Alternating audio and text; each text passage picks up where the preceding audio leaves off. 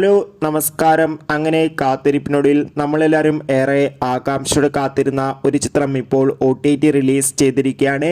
അതിൻ്റെ ഏറ്റവും പ്രധാനപ്പെട്ട അപ്ഡേഷനാണ് ഇന്നൊരു വീഡിയോ ഭാഗത്ത്. വീഡിയോയിലേക്ക് വരുമ്പോൾ വരുന്ന മെയ് മാസം ഇനി ധാരാളം ചിത്രങ്ങൾ OTT റിലീസ് ചെയ്യാൻ പോവുകയാണ്. നമ്മുടെ ചാനൽ പരിശോധിച്ചാൽ നിങ്ങൾക്ക് കാണാം.